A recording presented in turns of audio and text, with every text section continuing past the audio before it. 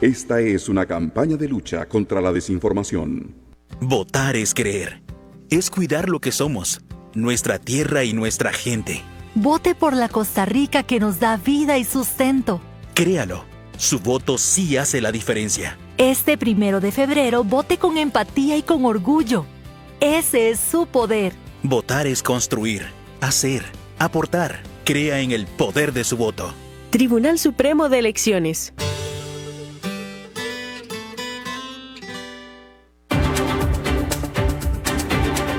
Transcomer, puesto de bolsa de comercio, presenta A las 5 siempre con Fernando Francia.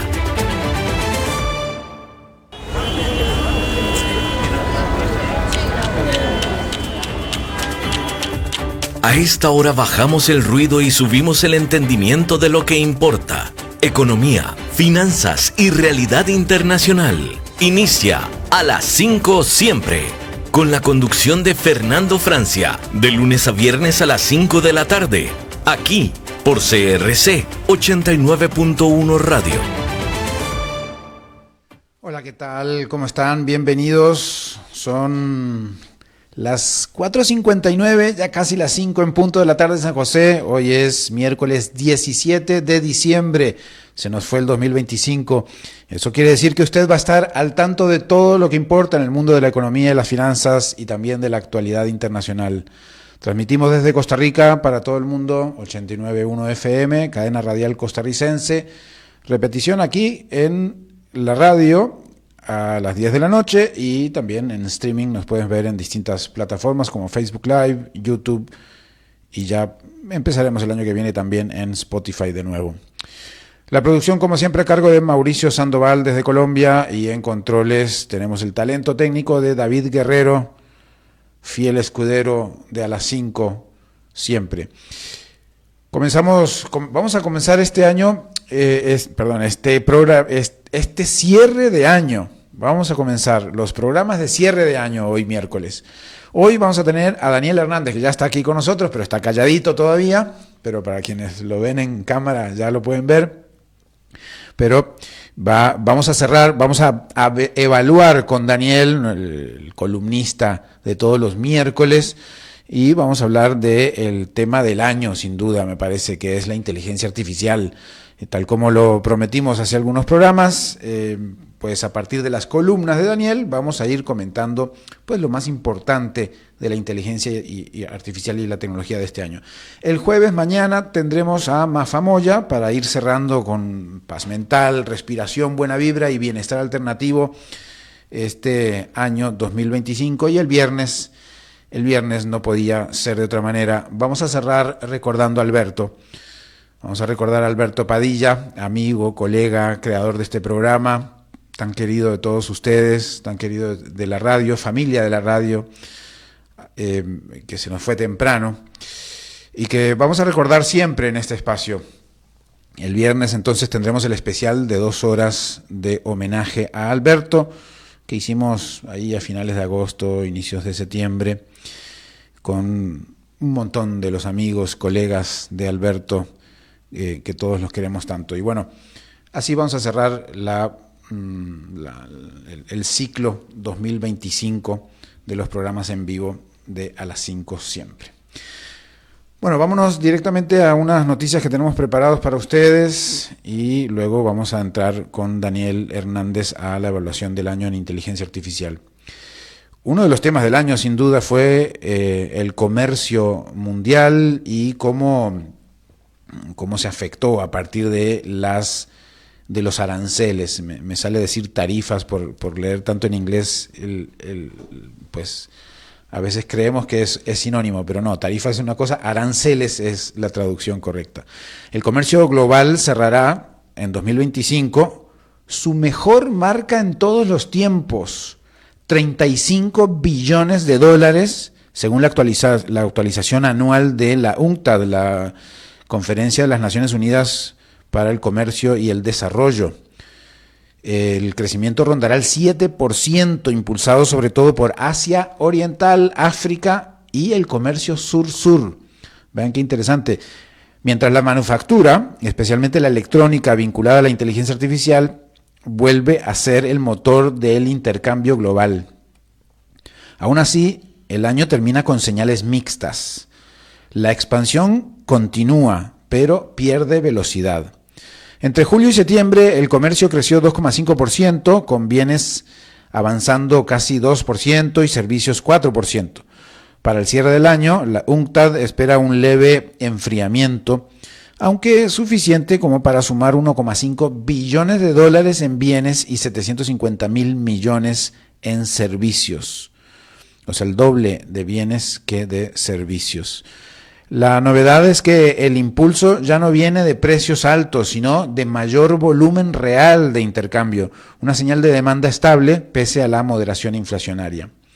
Asia Oriental encabeza las exportaciones con un crecimiento del 9%, reforzado por un comercio intrarregional dinámico.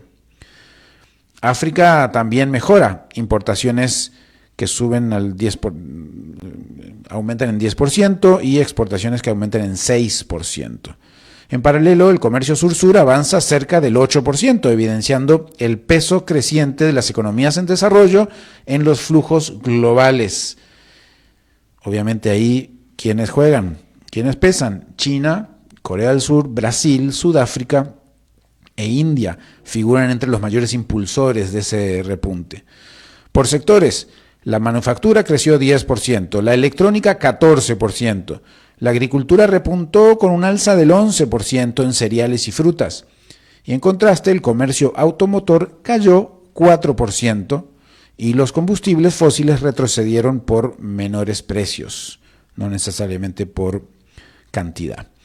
El año deja una paradoja, el comercio se recuperó más rápido que la economía global, pero los desequilibrios siguen altos. Y la fragmentación geopolítica continúa reordenando flujos mediante el friendshoring y el nearshoring.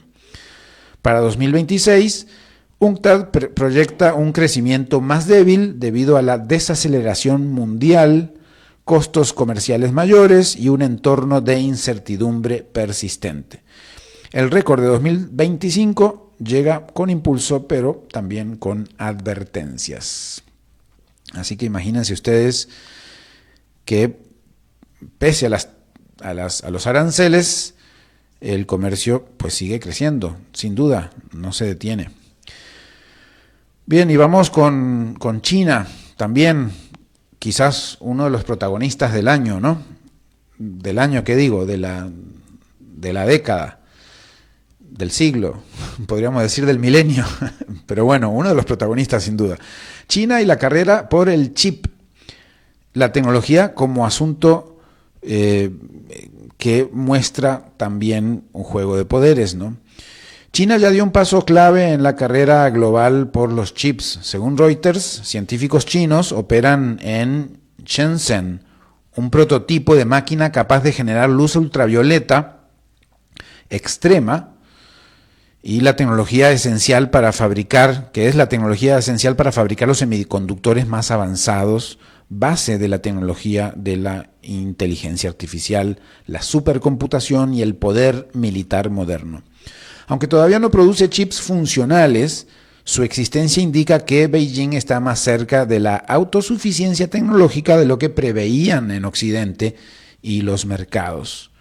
Hasta ahora, solo la empresa neerlandesa ASML dominaba esta tecnología y ese monopolio sustentó los controles de exportación impulsados por Estados Unidos para frenar a China. Sin acceso a esas máquinas, el gobierno chino lanzó un proyecto secreto de gran escala, descrito como su Proyecto Manhattan, que combina financiamiento estatal, coordinación entre empresas y centros de investigación, y también el reclutamiento de ex ingenieros de, adivinen quién, la neerlandesa ASML. China aún enfrenta obstáculos técnicos, sobre todo en óptica de precisión, pero fuentes citadas por Reuters sitúan la producción de chips avanzados entre 2028 y 2030, varios años antes de lo esperado. El mensaje de fondo finalmente, obviamente, es geopolítico, ¿no? Las sanciones no detuvieron a China, sino que aceleraron su apuesta por la autonomía tecnológica, reconfigurando la competencia global en uno de los sectores más estratégicos del siglo XXI. Sin duda China ahí pues redobló una apuesta que les dará frutos pronto y la pondrá en el centro de la historia, sin duda, en cuanto a chips, tecnología y por supuesto que inteligencia artificial. Ya está allí por el peso que tiene China en el comercio mundial, en la geopolítica mundial, pero también por los metales, las tierras raras, los metales llamados tierras raras. Bueno, y la nota, vamos a decir rara, ya que tengo la palabra cercana, de hoy es que China también tiene su rebelión Gen Z. Una parte de la generación Z encontró una forma inesperada de protesta en China. Ustedes no la van a adivinar, no van a adivinar el tipo de protesta que hace la generación Z en China. Les doy un segundo para que piensen en 2, 3 posibilidades de qué hace la generación Z en China para protestar. Justo, nadie lo invocó, nadie le atinó. Quedarse en la cama. Se llaman a sí mismos los rat people, la gente ratón, y muestran en redes su rutina de pasar el día entre la cama, el sofá y el teléfono. Lo que parece humor digital es en realidad el síntoma de una generación que siente que el sistema laboral dejó de ofrecer futuro. Videos en Douyin muestran jornadas que empiezan al mediodía y vuelven a terminar donde empezaron, bajo las sábanas. Los comentarios van en la misma línea. Sos demasiado activa, le dicen a una creadora que en comparación vive acelerada porque se levanta a comer. El fenómeno no surge de la nada, es heredero del Tangping, el movimiento de tumbarse que en 2021 cuestionó la cultura del 996, ese ritmo de trabajar de 9 a 9, 6 días a la semana, ¿no? Tanto trabajo, la gente empieza a decir suave un toque. Es también primo de las tendencias occidentales como el quiet quitting o los bare minimum Mondays. Cambian los nombres, cambian los animales, cambian la forma de llamarse, pero el mensaje es similar. Hay un rechazo al mandato de rendimiento permanente y a un mercado laboral que cada vez más parece una carrera sin final. La paradoja es que esta generación es la más educada de la historia y aún así enfrenta las barreras más duras para conseguir empleo. En China, 1 de cada 6 jóvenes está desempleado. En Estados Unidos, millones. Eso desgasta la confianza y la salud mental. Y cuando uno pasa meses enviando solicitudes sin respuesta, la tensión de abandonar el juego gana fuerza. Para algunos especialistas, esta retirada no es pereza, es un acto de autoprotección y una protesta callada. Pero acostarse no es una estrategia sostenible, claro. Puede dar alivio momentáneo y al mismo tiempo hundir más la sensación de estar quedando atrás. La clave, dicen los psicoterapeutas, es que la pausa no se transforme en madriguera. Usarla para reconectar con lo que entusiasma y volver gradualmente al mundo. Al final, el mensaje que más resuena es el que intenta equilibrar comprensión y firmeza. No estás solo, no estás roto, pero para salir del modo ratón, en algún momento hay que levantarse, chicos. Bueno, parece mentira que eso existe a la par de lo otro que habíamos comentado, ¿no? De la carrera impresionante que está generando China y de lo que nos han comentado, por ejemplo, los expertos en estudios chinos que han estado acá en el programa sobre cómo ha avanzado China en los últimos años, ¿no? Pero bueno, se da de todo en nuestros países y, ¿por qué no?, se iba a dar de todo también en China. Bien, vamos entonces ahora sí a lo que prometimos hoy como cierre del año, abarcando sin duda el tema del año, no solo porque lo dijo la revista Time, que puso a los empresarios que crean inteligencia artificial, bueno, los empresarios no sé si la crean, pero los empresarios de las empresas que crean inteligencia artificial, en en la portada, en una icónica foto que era de trabajadores del crecimiento impresionante que tuvo en Nueva York, del boom de los edificios de Nueva York, esa foto icónica de los años, yo no sé, 50 debe ser eso,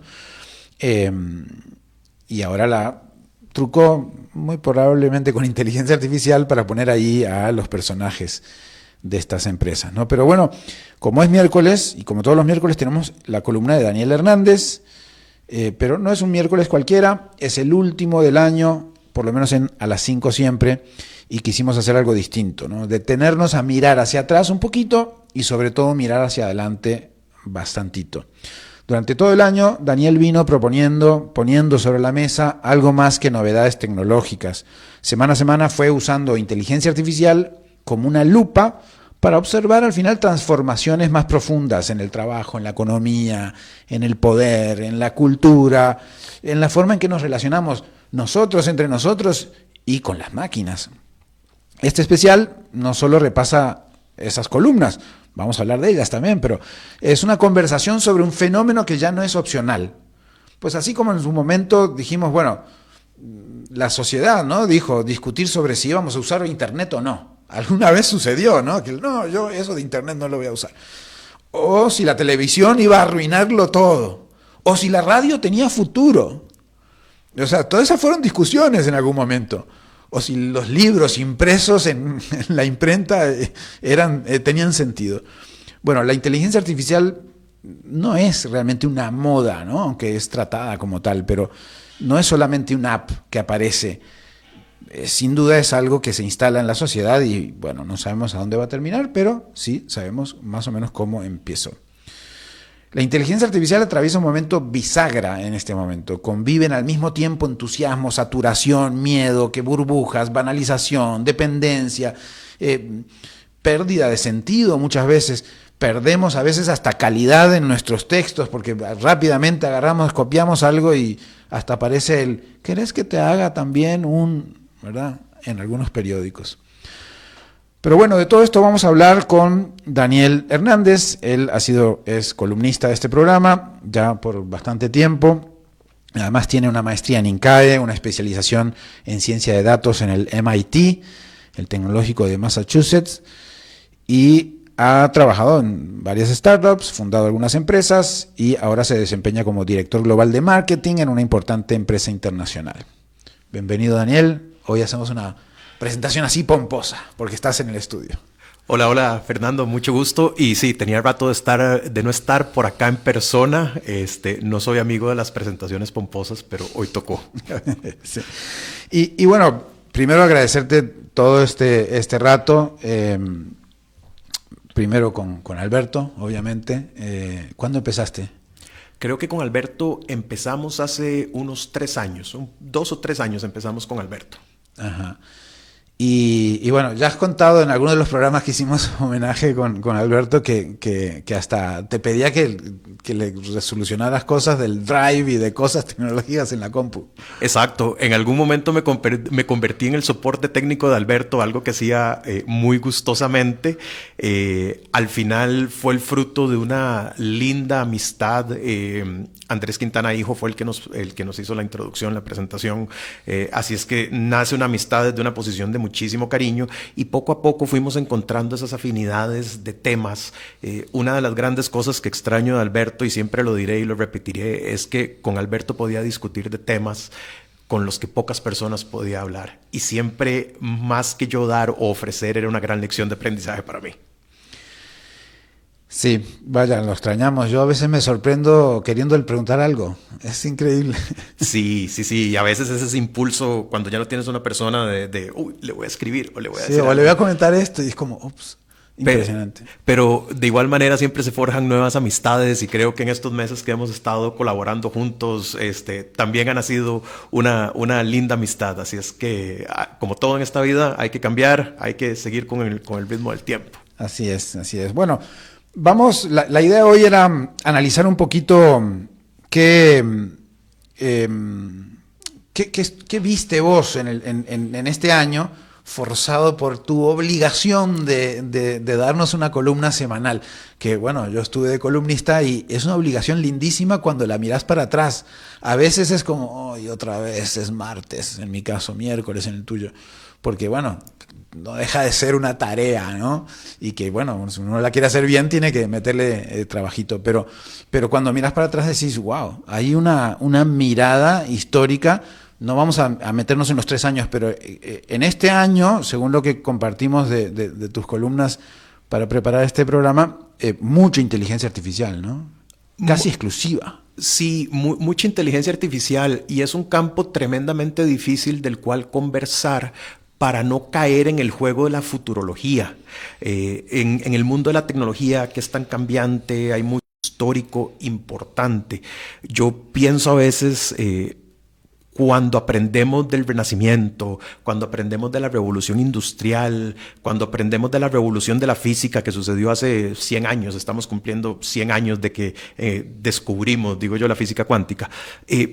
Los libros de historia lo tratan como momentos relevantes en el desarrollo de la humanidad. Yo creo que nosotros nos enfrentamos a un momento tremendamente relevante, que dentro de 200, 300 años, todo el avance tecnológico que ha sucedido durante los últimos 75 años después de la Guerra Mundial, en mi humilde opinión, va a ser tratado como un preludio a la verdadera transformación que nos viene en los próximos 10 años o en los próximos 15 años. Pero vamos a recordar, 2023, 2025, los artificiales años 20, en vez de decir los locos años 20, ¿o qué? Porque recordamos, por ejemplo, a la imprenta de Gutenberg en 1440. O sea, sí, súper concretos. Muy posiblemente fue en 1438, 1442. Pero recordamos como 1440, ¿no?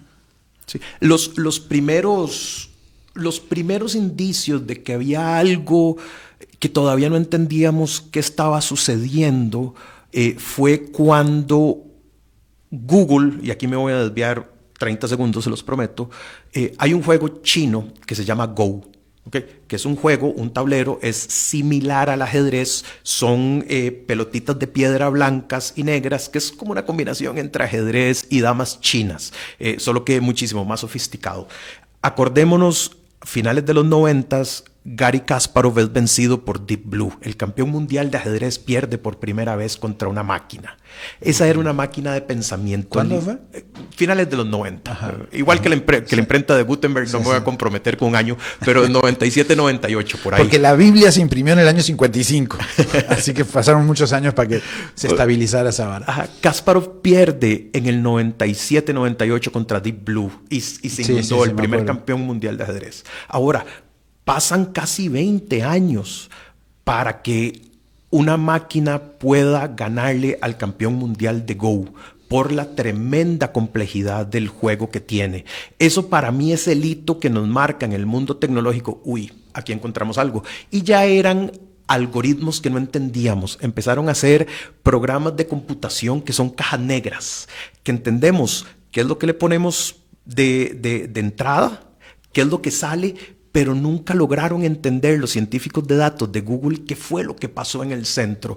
Creo que la estadística hubieran tenido que revisar en horas hombre como 1 billón de horas para poder hacer una revisión integral de todo el código de computadora. Desde ese momento entregamos el poder. Desde ese momento nos rendimos ante este nuevo mundo de la inteligencia artificial. Y en ese momento Google estaba trabajando ya con agentes. Ellos en ese momento le llamaban Transformers, que es una versión un poco distinta de la tecnología de inteligencia artificial que conocemos, pero fundamentalmente la misma. Y en ese momento Google dijo, todavía no es el momento, creo que no estamos seguros, creo que no le vemos mucha aplicación comercial. Google tiene esa tendencia de irse por proyectos, lo he tocado varias veces en el programa, que se llama Moonshots, que son proyectos dificilísimos y que tienen un porcentaje de éxito bajísimo. Tienen tanto dinero que pueden jugársela. Hasta que llega OpenAI y nos pone en las manos inteligencia artificial aplicada en la forma de los modelos de los LLMs, los modelos de lenguaje masivos. Ese es el momento en el que, como Prometeo, que lo decíamos hace algunos... Y empezamos a ver esa fase de la inteligencia artificial, porque se desarrolla bastante antes, como todo, ¿verdad? Uno lo ve cuando pasaron ya bastante tiempo, ¿no? Pero vamos entonces un poco a ir desgranando. Vos hablabas por ahí de mayo sobre el nuevo horizonte de eventos de inteligencia artificial, cómo la inteligencia artificial cruzó un punto de no retorno, decías en ese momento, ¿no? Este concepto de horizonte de eventos lo usaste para explicar que muchas decisiones económicas, geopolíticas y laborales ya no se pueden revertir, y pues la discusión dejó de ser tecnológica para volverse estructural, un poquito lo que ya estabas diciendo ahora, ¿verdad? Estaba en ese momento, en mayo del 2025, lo que estabas viendo era que había un cambio irreversible, ¿no? Y en eso le atinaste, ¿no? Claro, y ese cambio irreversible se empezó a preparar años antes, quizás 1 o 2 años antes. Creo que la guerra de los microprocesadores, que empezó desde la administración Biden, con el famoso CHIPS Act, o la ley de los microprocesadores que lanzan en Estados Unidos, ya China empezaba a incluir proyectos que apuntaban hacia la inteligencia artificial en sus planes quinquenales. Empiezan a haber señales geopolíticas de los europeos. Entonces, la analogía del horizonte de eventos es sobre los hoyos negros. Cuando hay un hoyo negro, ya llega un momento en que si te acercas mucho, llegas al horizonte de eventos. Cuando cruzas ese horizonte, ni la luz se escapa. Te atrapan, te chupó y chao. ¿Okay? Por eso, en mayo del 2025, el mayo de este año, me pareció acertada la analogía en el sentido de que, claro, ya esto no es un tema, como decías ahora, de los sitios web o no, de la reversibilidad o no. Esto es un tema que viene porque viene, haciendo comparaciones históricas. Está esa famosa frase de Henry Ford, que no sé si es de esas frases que andan dando vueltas en internet, que son mentiras, sí. Donde decía, bueno, si le preguntáramos a la gente qué es lo que quiere, no te van a responder un vehículo, te van a responder un caballo más rápido. Sí.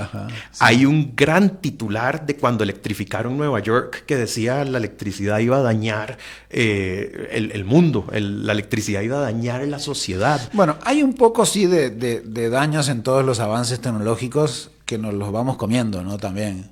Claro. Pero al final, pues los tomamos, ¿no? Y con los riesgos, con los daños, y pues siempre hay algún avance. Siempre hay algún avance, es correcto, no todas las tecnologías son buenas, no todo lo que es tecnología, a veces el cambio no es para bien, pero sobre todo era sobre la irreversibilidad de este cambio. Y creo que en ese sentido estamos alineados en que lo que ha demostrado el 2025 es que esto va porque va y nos va a transformar las formas de hacer muchas cosas. En ese momento todavía vos no dimensionabas que el mundo no lo estaba viendo. ¿O qué te llevó, digamos, a me parece que por ahí quizás en esa columna de aquel momento no previste que la gente que está relacionada con este tema o que los que nos están escuchando, vos, yo, no estaban todos on board en ese irreversibilidad, ¿o sí? Yo creo que sería mentirte decirte que no. Quedaría muy bien diciéndote que no, pero creo que no es la realidad. Creo que el mundo, a través de lo que estaba sucediendo en los mercados de capitales, a través de lo que está sucediendo en los mercados políticos, yo creo que lo que no habíamos entendido era a nivel nosotros, a nivel, como tú dices, persona común, a nivel cómo nos va a afectar en nuestras vidas. Siempre con estas nuevas tecnologías emergentes que nos cuestan entender, decimos, no, eso es problema de las grandes empresas, eso es problema para los académicos, eso es un tema para los universitarios, eso es un tema para los tecnólogos. Pero al final del día, como individuos, no nos habíamos dado cuenta que ya íbamos en esta corriente. El mundo claramente ya tenía un par de años, 1 año y medio de estarse preparando. Ahora, el impacto tan masivo que esto prevemos todos que tenga, quizás es lo que sí estaba un poco subdimensionado. ¿Vos te acordás de Nicolás Negroponte? Me imagino que lo ubicás. es del MIT, uno de estos que en los años 80, 90 estaba hablando de, incluso publicó un libro, creo que sí, el libro es del 95, estoy viendo, que decía Being Digital. En el 95, ser digital, decía el tipo. Es decir, hay gente que está pensando, porque está en ese edge, en ese lugar en donde vas viendo, es decir, el amigo de Gutenberg que vio que ya los tipos que se imprimía, ¿no? Que esa máquina imprimía, ¿no? Entonces ese más sabía algo más de lo que los mortales sabemos, ¿no? Claro, y nos podemos devolver más, nos podemos devolver a la Segunda Guerra Mundial con uno de mis ídolos y uno de mis héroes que se llama Alan Turing, por muchas razones. Claro. No solo por lo que hizo, sino por el aporte que dio a la guerra, sino también por lo que implica él en progreso social y en avance social. En resumidas, los nazis tenían una máquina que se llamaba la Enigma. ¿Okay? Era una máquina con la que codificaban sus mensajes y se pensó en algún momento que era indescifrable. Una de las cosas que cambia la trayectoria de la guerra es que Alan Turing, a través de una computadora, logra... una computadora en 1940. Pero era un cuarto enorme, ¿no? Era un cuarto enorme y eran perillas y botones y cosas que imprimían. No es que nosotros nos acordemos de eso, pero la película lo muestra más gráficamente. En la película lo muestra muy gráficamente y él a través de la computadora logra descodificar el código Enigma, para llamarlo de alguna forma, y cambia el transcurso de la guerra. Desde ese momento, Alan Turing piensa en la computación como una inteligencia que tiene la posibilidad de llegar a, o sea, como una herramienta que tiene la posibilidad de llegar a ser verdaderamente inteligente. Y él es donde pone su famosa prueba de Turing, que dice: en el momento en el que yo tenga una computadora del otro lado y no la pueda reconocer, ese es el momento en el que sabemos que vamos a tener inteligencia artificial. Wow.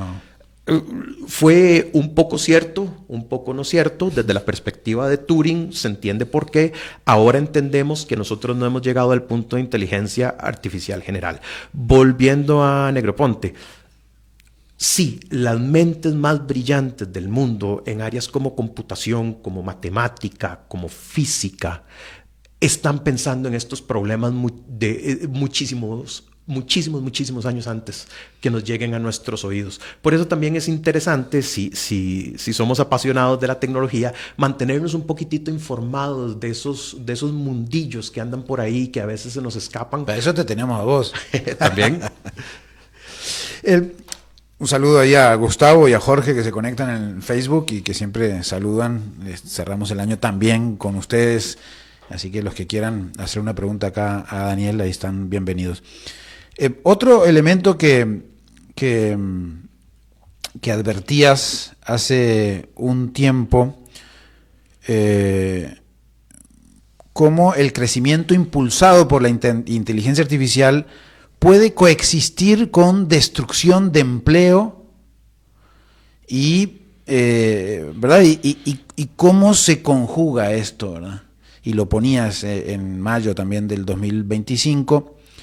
Y ahí vos, bueno, no es que adelantabas, pero exponías la polarización laboral como un elemento clave, ¿no? Sí, y en ese sentido no tenemos buenas noticias, lastimosamente. Una de las grandes preocupaciones de la inteligencia artificial es que puede venir a cortar esa ruta de aprendiz y maestro con la que la humanidad históricamente ha traído o se ha desarrollado. ¿A qué me refiero con esto? Hay un libro muy bueno de un autor que se llama Robert Greene, que se llama Mastery en inglés, o Mastería. Y él describe desde las épocas medievales, y se devuelve muchísimo, ese proceso en el que si yo quería ser una persona que hacía zapatos, entonces iba donde un maestro zapatero, aprendía a través de él, tenía muchas horas de educación, tenía muchas horas de experiencia, y a partir de ahí ya me podía volver yo con los años un maestro zapatero. Cuando tenemos la educación formal, o cuando la humanidad empieza a tener educación formal, ese proceso se corta, pero no se transforma. Siempre, tú y yo lo discutimos ahora, hablábamos de nuestras épocas cuando salíamos de la universidad. Tenemos que empezar por algún lugar.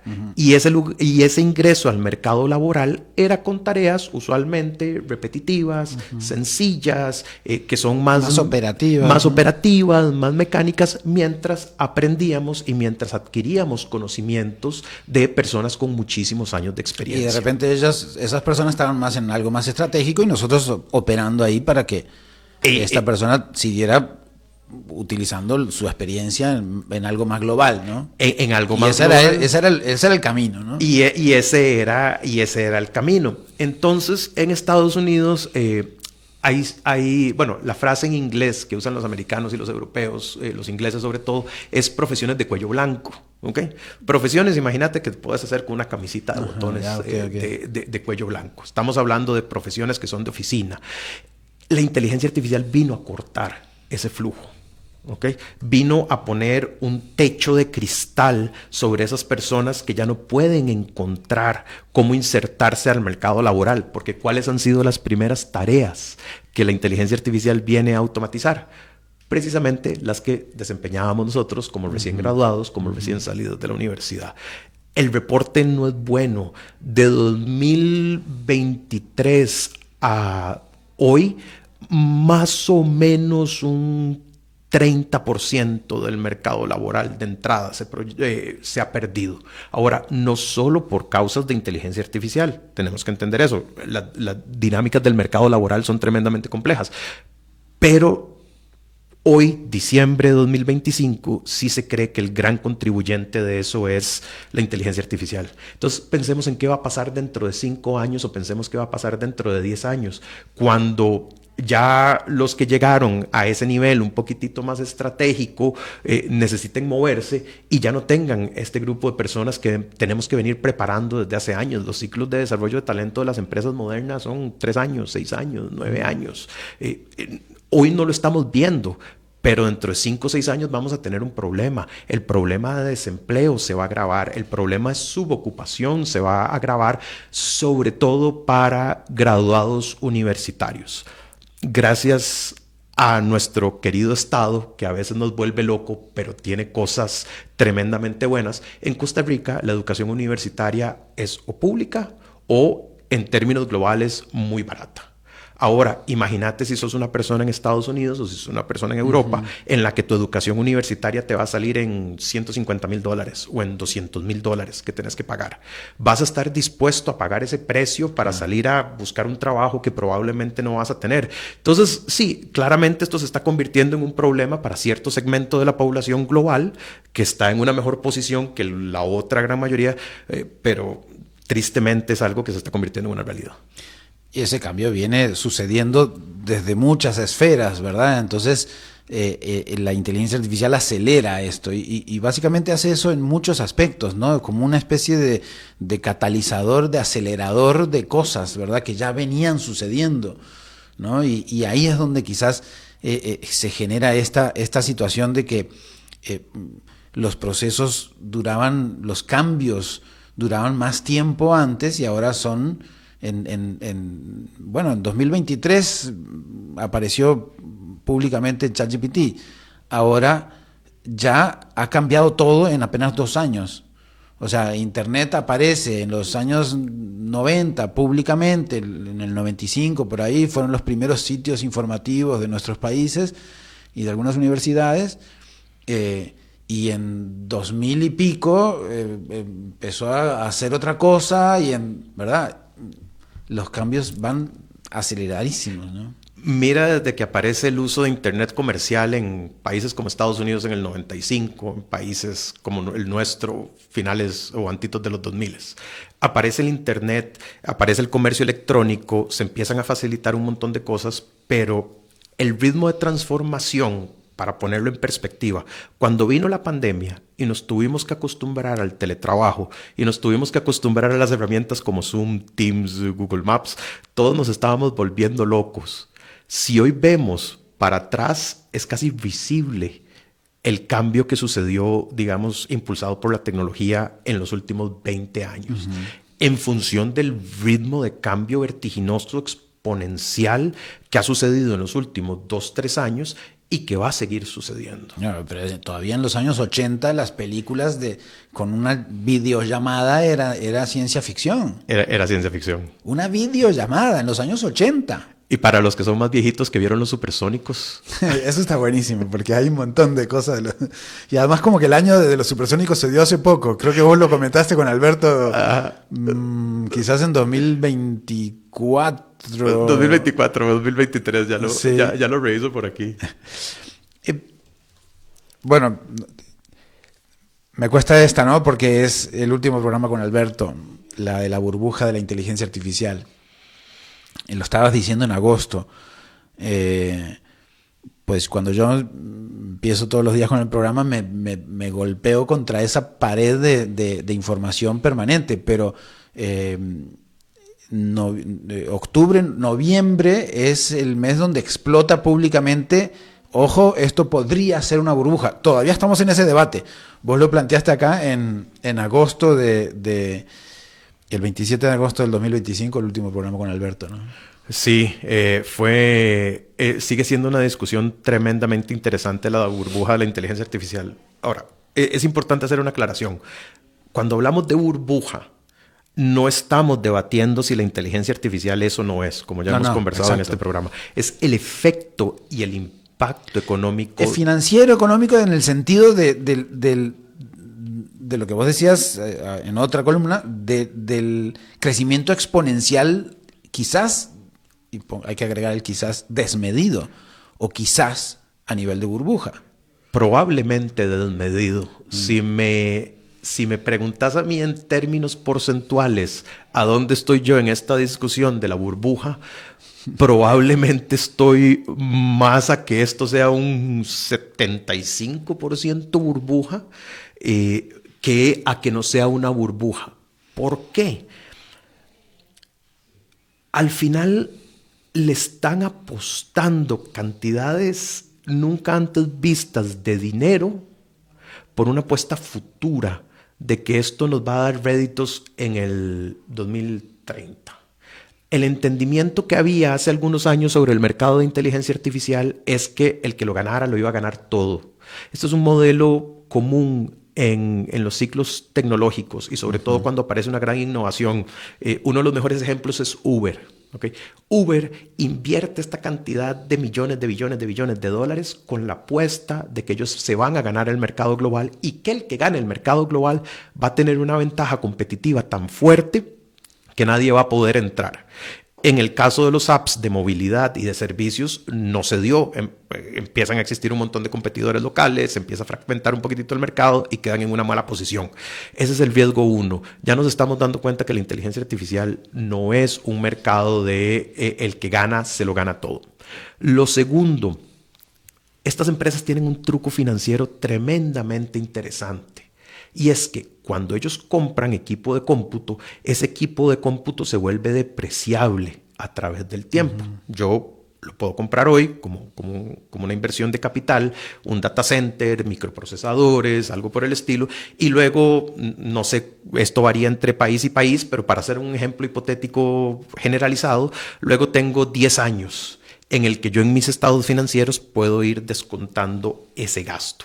Ahora, ¿qué es lo que están haciendo un poco estas empresas? Están empeñando su futuro en el sentido de que si esos ingresos no se dan, van a quedar con una estructura de gastos pasados que tienen que pagar que es gigantesca, Fernando. Ese es el problema número 2. El problema número 3 es la obsolescencia tecnológica. Yo me refiero metafórico en la posición de uno de los CEOs de estas grandes empresas. Tengo que prever que para 2030 probablemente los procesadores y la infraestructura que yo tengo puede ser que sea obsoleta. Y más con la velocidad de hoy a esos niveles. Digo, uno tiene una computadora unos cuantos añitos, pero no está a esos niveles de cutting edge, ¿no? De ruptura de tecnología, ¿no? O sea, en 5 años puede pasar cualquier cosa. Y me llamó muchísimo la atención que hayas empezado el programa con ASML, la empresa neerlandesa. Hay muchos memes en internet tenés a Microsoft arriba, a OpenAI abajo, tenés a Nvidia, y al final es como un castillo de naipes gigantesco con una piecita chiquitita, diminuta, abajo, que es ASML. ¿Okay? En este momento es un monopolio. En este momento no sabemos cuánto están cobrando por la tecnología que ellos tienen, que es una de las, si no me equivoco, la única empresa en el mundo que puede hacer esta tecnología, llamémosla ultravioleta, para desarrollar chips. Uno de los riesgos del mercado es que entre un competidor disruptivo con una estructura de costos más baratas, le hace China, con la noticia que acabas de dar. Entonces, no solo tengo los problemas 1, 2 y 3, sino que puedo tener infraestructura que vale el doble, el triple, 5 veces, 10 veces más de lo que se está comprando ahorita en el mercado. Entonces, haber entrado antes también puede ser un gran problema. Para cerrar con este tema, y fue algo que no pudimos conversar hace un mes, que tuvimos un problema de conexión de internet, de mi parte, de paso. Hay un señor que se llama Michael Burry. Hay una película muy famosa que se llama The Big Short o La Gran Apuesta. Lo comentamos acá también. Lo comentamos exactamente. Michael Burry, después de muchos meses, es quizás la voz más prominente que está diciendo esto es una burbuja y este mercado va a colapsar. Cuando el único tipo que predijo, o uno de los pocos, y le apostó en grande a que el mercado inmobiliario se iba a caer en el 2008, dice, esto es una burbuja. Y pone atención, por lo menos, ¿no? Definitivamente hay que poner atención. ¿Por qué? Porque él no es uno de nuestros famosos futurólogos.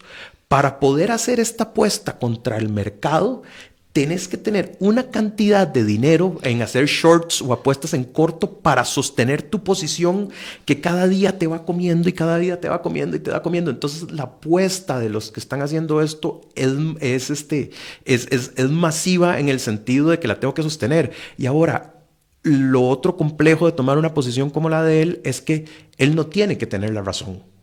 El mercado le tiene que dar la razón.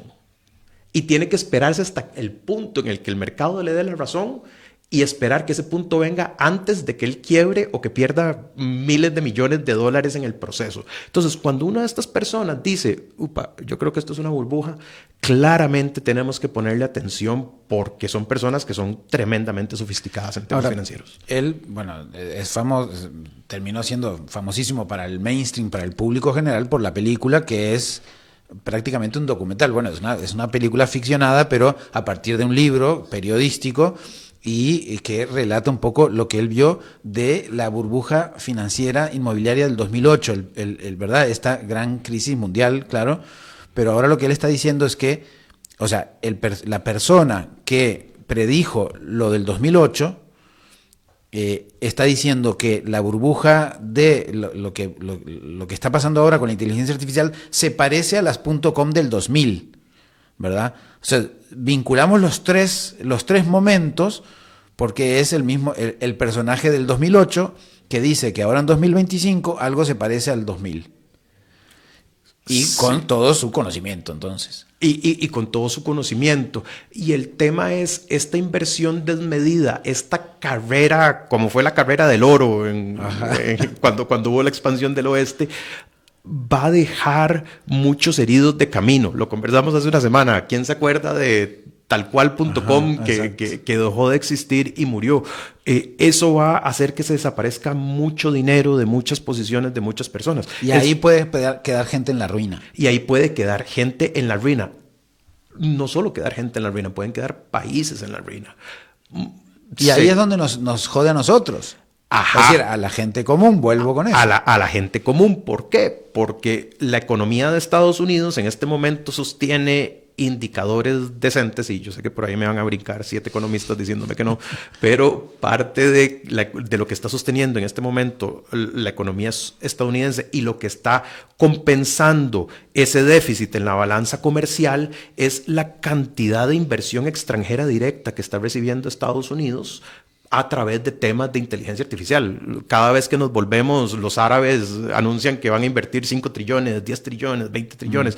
Ese dinero está quedando en Estados Unidos. Si se revienta la burbuja, vamos a tener un colapso de la economía de Estados Unidos va a entrar en una recesión y eso lentamente nos va a llegar a nosotros y nos va a terminar encareciendo la vida, nos va a costar más conseguir dinero. Entonces no es solo una apuesta para las grandes élites, esto sí tiene un impacto directo. Es un temazo, vamos a seguir hablando de ese tema y a cada rato estoy un poco preocupado viendo la hora porque digo, tengo que darle paso a Daniel Hernández en la columna, en el Zoom, pero no está conectado, está acá, entonces no hay problema. Y además empezamos mucho más temprano ya a hacer la super extra columna. Hablaste este año también bastante de Bitcoin, de criptoactivos, de meme coin. La gente todavía no entiende meme coin. La criptomoneda de meme, que es una especie de locura, ¿verdad? O sea, es como la locura de la gente llevada a un lugar que logra incluso o estafas o engaños o estupideces. Sí, y era un tema que no le gustaba a Alberto. Ahí tenían mucha discusión con Alberto con el tema de los bitcoins, ¿no? Claro, vamos a ver, el Bitcoin y las cosas más formales de Bitcoin son una discusión entera de si sí, si no, si deberían de estar respaldadas, si los deberíamos de traer a los mercados financieros formales o si lo deberíamos de mantener afuera. Ahora, para entender Bitcoin, yo creo que la analogía más intuitiva es entender el arte. Si tú y yo vemos esa pieza de arte que está pegada en la pared, yo puedo decir esa es la pieza de arte más linda del mundo. Y tú puedes decir esa es la pieza de arte más fea del mundo. Por ende, yo puedo decir, yo quiero comprar esa pieza de arte. Y tú quieres decir, no me interesa, es horrible. Entonces yo voy a salir a competir al mercado contra otras personas que quieren comprar esa pieza de arte. Hemos visto que pagan $70 millones por un Van Gogh o por un Rembrandt o por arte de verdad, y también cuando son artistas menos conocidos a veces se pagan $2,000, $3,000 por un cuadro. Bueno, ¿cuánto habrán pagado por algún cuadro de Van Gogh en su momento? ¿Cuánto habrán pagado por un cuadro de Van Gogh en la basura? Si nos vamos a lo más fundamental, ese cuadro es un cuadro de madera que vale $5, un lienzo que vale $20, lo que te haya costado la pintura. Y le damos un valor subjetivo a eso. Estos meme coins lo que hacen es precisamente explotar el valor subjetivo y explotar a las personas que quieren especular o explotar no a las personas que quieren especular, sino a la intención de estas personas por especular. Entonces cualquiera lanza un meme coin. Elon Musk fue el que lanzó el meme coin más popular, que se llama Doge, que de paso así le pone al Departamento de Eficiencia Gubernamental. Una locura. Entendamos eso, que es de un meme de un perro y él lanza su criptomoneda y dice Doge, ¿para qué sirve? No entendemos todavía. ¿Qué me va a dar? No entendemos todavía. ¿Cómo va a terminar? Nadie entiende porque es un tema tremendamente subjetivo. Pero si todo el mundo lo quiere, empieza a apreciarse su valor, como pasa con cualquier cosa. Y al final la economía es eso. Nuestra economía es todos puestos de acuerdo de que estas van a ser las reglas del juego, y si todos aceptamos esas reglas del juego, todo bien. Al final del día no hay mucho atrás. ¿A dónde es que se vuelven los meme coins un problema y a dónde se vuelve el Bitcoin un problema? En que le traen una opacidad al sistema financiero tremenda, al que le permite movimientos de capital entre países tremendo. Y gente que se aprovecha de gente, digamos. O sea, el caso Libra en Argentina, claramente hay gente que se aprovechó de otra gente, y ahí pues un presidente tirándolo públicamente con la credibilidad y caja de resonancia que tiene un presidente, y todo el mundo se va y pum, se cae y queda gente sin plata. Y pum, se cae. Y lo interesante es que en la administración Trump, y aquí me voy a meter en temas políticos, algo que usualmente trato de evitar, es en la administración Trump esa fue como la primera probadita. Fue como decir, ok, nos podemos salir con las nuestras con esto, con lanzar un meme coin. Mira, lanzamos un meme coin, nadie dijo nada, sigo siendo presidente, no hubo impeachment, o sea, no me bajaron del poder. ¿Qué sucedió meses después, el jet, el premio de no sé qué, el regalo de no sé cuánto. O sea, le regalaron un avión de $400 millones para su biblioteca presidencial de un presidente que ni siquiera se ha retirado. Ahí es donde empezamos a encontrar estos portillos que con una implementación fácil tecnológica podemos decir, uy, ¿y qué pasa si? Y se vuelve un tobogán en el que nos podemos deslizar muy rápido. Ahí está. Me gustó esa comparación para entender el meme coin, que obviamente no es lo mismo que el Bitcoin, ¿no? El Bitcoin camina por otro lugar que el meme coin, pero al final pues son cosas como todo lo que hacemos que tiene un valor, tiene un costo que muchas veces es muy diferente al valor, ¿no? Sí, el Bitcoin es hasta cierto punto una representación muy parecida del meme coin, solo que hechas con fines serios y se opera de una forma más seria. Ahora, también están las criptomonedas que están respaldadas, que son las famosas stablecoins, ¿ok? Por cada moneda que yo tengo, existe la misma cantidad de dólares en el banco de la persona que emite la moneda para respaldarla. Algo así como el patrón oro o como las reservas económicas que tienen los países hoy en día. Yo emito colones porque tengo dólares que lo respalden. Yo emito stablecoins porque tengo dólares que la respaldan en buena teoría, que también nos hemos dado cuenta que no necesariamente a veces no. Son tres distintos formas de encarar estas criptomonedas, criptoactivos, meme coin, criptomonedas como el Bitcoin, Ethereum y los demás, y los stablecoins. Estamos cerrando ya en un minuto, Daniel, se nos fue rapidísimo el tiempo. ¿Qué ves para el 2026, así como en un minuto? En un minuto, yo voy a tomar la salida fácil. Era como cuando yo le preguntaba a mis profesores y la respuesta era, bueno, depende. Claro. La salida fácil es, creo que 2026 todavía va a ser un año de mucho cambio, todavía de mucha incertidumbre. La gran mayoría de estos temas deberían de seguir en el 2026 y no deberían de ser resueltos antes del 2026. ¿A dónde espero yo innovaciones interesantes? Espero yo innovaciones muy interesantes en robótica y espero innovaciones muy interesantes en hardware. El mundo, en dispositivos físicos. El mundo ya entendió que cruzamos el evento de horizonte, ¿ok? Y que ahorita nuestros teléfonos, nuestros carros, nuestras casas ya no van a ser inteligentes en el sentido que lo conocemos hoy, sino ahora van a ser adaptadas para las tecnologías de inteligencia artificial. Una cosa que me ha roto la cabeza a mí es el teclado. El teclado es una vaina anacrónica que tiene más de 150 años y sigue ahí porque sigue en las pantallas de los teléfonos. ¿Vamos a cambiar el teclado algún día? Probablemente. Y probablemente la interfaz táctil, que fue la gran revolución de don Steve Jobs en el 2008 con el iPhone, o sea, que verdaderamente se masificó, ya existían, también van a cambiar. Lo que se prevé es que a nivel de hardware ahora la interacción ya no sea a través de sistemas operativos, sino que la interacción sea un poquitito como nosotros interactuamos con un chat GPT, pero en función de la voz. Entonces lo que se entiende es que va a empezar a evolucionar todos estos asistentes que nunca dieron éxito, que nunca llegaron a ser la gran promesa, ahora sí se están convirtiendo en una realidad. Va a ser un ciclo de 2-3 años, pero 2026 yo esperaría muchísima robótica, muchísima automatización en procesos industriales, pero lo que más nos va a impactar va a ser la transformación que van a tener nuestros equipos de uso personal. Muy bien, pues ahí lo tiene usted, diría Alberto, y pues ahí lo tienen. Daniel Hernández, columnista de tecnología e inteligencia artificial aquí a las 5 siempre. Sos bienvenido, obviamente, en 2026. Hacemos renovación de contrato. Gracias.